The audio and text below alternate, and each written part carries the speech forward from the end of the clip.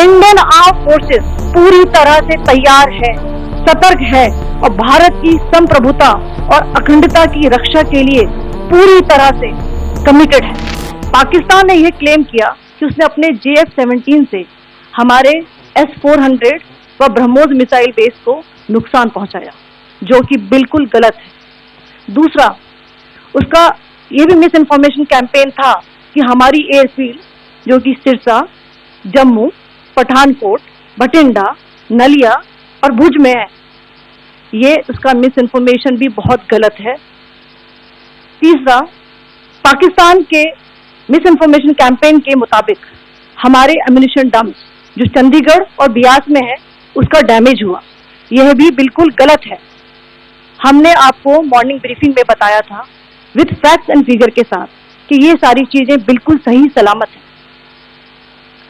अब मैं आपको बताना चाहती हूँ कि पाकिस्तान के एक प्रेस कॉन्फ्रेंस में ये बात की गई थी कि उनके सीनियर मिलिट्री ऑफिसर्स जो कि पूरी तरह से ये भ्रामक है और तथ्यों से दूर है कि पाकिस्तान की ओर से ये झूठा आरोप भी लगाया जा रहा है कि भारतीय सेना ने मस्जिदों को नुकसान पहुंचाया।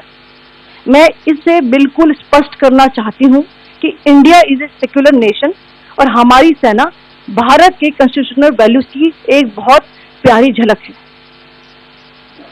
इंडियन आर्म फोर्सेस ने पाकिस्तान को बहुत भारी नुकसान पहुंचाया, उनके मिलिट्री इंफ्रास्ट्रक्चर्स को, चाहे वो लैंड एसेट्स हो या फिर उनके एयर एसेट्स।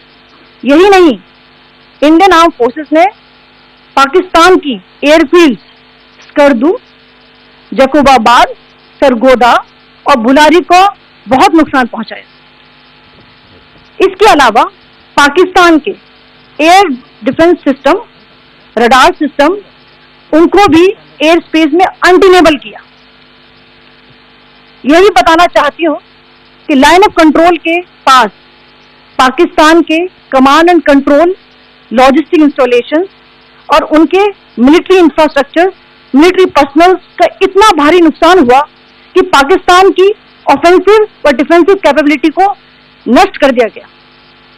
अंत में मैं फिर से ये बात दोहराना चाहूंगी, इंडियन आर्म फोर्सेस पूरी तरह से तैयार है, सतर्क है और भारत की संप्रभुता और अखंडता की रक्षा के लिए पूरी तरह से कमिटेड है।